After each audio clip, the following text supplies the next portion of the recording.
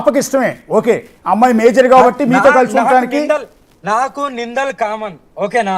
నిందలు అంటేనే అఘోరమ్మ, అఘోరమ్మ అంటేనే నిందలు ఉంటాయి. అన్ని చేస్తూనే అఘోరమ్మ వస్తుంది, ఓకేనా. దేనికి కూడా వెనకాడే ప్రసక్తి లేదు, భయపడేది అస్సలు ప్రసక్తి లేదు. ఇప్పుడు నేనైతే ఒకటే చెప్తా అండి, నాకు కానీ అఘోరమ్మకు కానీ ఏదైనా ప్రాణహాని జరిగి మమ్మల్ని బలవంతంగా ఏదైనా చేసినా కూడా మాకు థ్రెట్ ఉండేది మా ఫ్యామిలీ ద్వారా, ఆ విష్ణు ద్వారా. అంటే అఘోరి అమ్మని ఏమన్నా చేసే ధైర్యం ఎవరికైనా ఉంటుందా?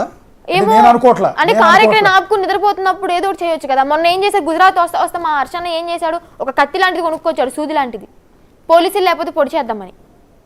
నాతో నా కళ్ళ ముందే మాట్లాడుకున్నారు, నాకు చూపించారు కూడా వెపన్. అది ఏది అఘోరి గారి పైన దాడి చేసే ప్రయత్నం. నన్ను పంపించకపోతే ఎదురు తిరిగితే పొట్లో పొడి చేద్దామని చెప్పి అది కొనుక్కొని వచ్చారంట. చూసారా, మిమ్మల్ని పొడి చేయడానికి ఒక కత్తి కూడా తెచ్చారంట అఘోరి అమ్మ.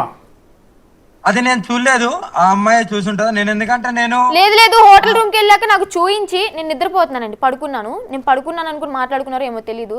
బా జస్ట్ మిస్ అన్నా, పోలీసులు లేకపోతే పొడి చేసేవాడిని అని చెప్పని హర్ష అన్నాడు. సర్లేరా, పోలీసులు ఉండడం వల్ల బతికిపోయిందిరా, అది లేదంటే నా చేత ఆ జుట్టు కోసి తీసుకొచ్చేవాడిని అని చెప్పని విష్ణు.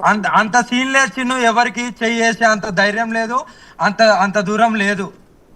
పోతే నేనన్నా పోతా, ఎదుటోడన్నా పోతా. చిన్ను ఒకటే మాట, నువ్వు వచ్చేసినావు కదా. అవును, నేను పూర్తిగా వచ్చేసాను. నేను ఇప్పుడు కాదు, లాస్ట్ టైమే పూర్తిగా వచ్చేసాను. చిన్ను ఇటు విను, లోకం ఏమనుకుంటది, పక్కోలు ఏమనుకుంటారు అనేది అవసరం లేదు, ఓకేనా. పెళ్ళైంది కదా, పెళ్ళైంది, నీ ఇష్టపూర్వకంగా నన్ను స్వీకరిస్తున్నావు, నా ఇష్టపూర్వకంగా నిన్ను స్వీకరిస్తున్నాను, మన ఇద్దరు మనసులు కలిసాయి. సో జీవితాంతం ఇద్దరం ఇలాగే కలిసి ఉండాలి మనం 100%.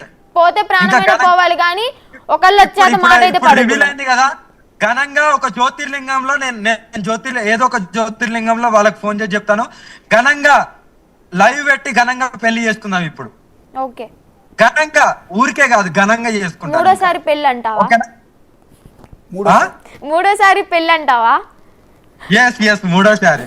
వన్స్ టెంపుల్, అమ్మవారి టెంపుల్ దగ్గర అయింది మాకు, పసుపు కొమ్ముతో పసుపు తాడు వేశారు. సెకండ్ మా ఇంట్లో వాళ్ళ దగ్గర చైన్ వేశారు, గోల్డ్ చైన్. ఇప్పుడు ఏదో ఒక జ్యోతిర్లింగంలో నేను ఇప్పుడు కాల్ చేస్తాను. జ్యోతిర్లింగం ఎక్కడైతే బాగుంటది అనేది నేను చూసుకొని నేను ఆ జ్యోతిర్లింగంలో వాళ్ళకి నేను కాల్ చేస్తాను. నేను ఇలా వస్తున్నాను అని చెప్తాను. ఇంకొకటి, నీవి నెంబర్స్ ట్రాపింగ్ లో ఉన్నాయి, నాకు ఇచ్చిన పర్సనల్ నెంబర్ ఒక్కటే యూజ్ చేయి ఈ లైవ్ అయిపోయిన తర్వాత. ట్రాపింగ్ చేస్తే పెద్ద మ్యాటర్ ఏం కాదు. మంగళగిరి పోలీసులు కూడా సార్, నేను కంప్లైంట్ ఇచ్చి వచ్చేసాను కదా, ఇటు వినండి ఒకసారి. నేను కంప్లైంట్ రాసి వచ్చేసాను, ఎవరు బలవంతం లేదు, నా ఇష్టపూర్వకంగా అఘోరమ్మతో ఉండడానికి వెళ్తున్నాను అని. అయితే ఆ కేసు తీసుకున్న వాళ్ళు మా అమ్మ నన్ను కూడా కేసు తీసుకుని, పోలీసులే ఈమె నెంబర్ హ్యాక్ చేసి నన్ను ఈడ్చుకొచ్చేయండి, మీ అమ్మాయిని ఎలా తీసుకొచ్చుకొని మేము చూసుకుంటాము అని చెప్పని అన్నారు.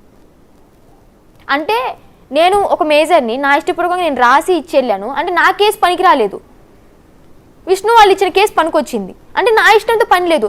పోలీస్ స్టేషన్ కేసు ఇచ్చినప్పుడు కూడా నేను రాసేసి, ఓకే నువ్వు వెళ్ళమ్మా నీ ఇష్టపూర్వకంగా అన్నావు కదా అంటే, నేను వచ్చేస్తుంటే పోలీస్ స్టేషన్ ముందే మా నాన్న మన్నయ్య నన్ను, ఇప్పటికీ గీతలు ఉన్నాయి, రక్కేసిన గీతలు ఉన్నాయి, లాక్కుని వెళ్తుంటే, మీరు పోలీసులేనా, మీ పోలీస్ స్టేషన్ ముందు ఒక ఆడపిల్లకి ఇలా జరుగుతుంది, నా ఏడుపు మీకు కనిపించట్లేదా, ఈ లేడీ కానిస్టేబుల్స్ లేరా, మీరు ఆపలేరా, ఇష్టపూర్వకంగా వెళ్తున్నా అన్నప్పుడు వాళ్ళు అడ్డుకుంటున్నప్పుడు మీరు ఆపాలి కదా అంటే, వెళ్ళవమ్మా వెళ్ళు అని చెప్పి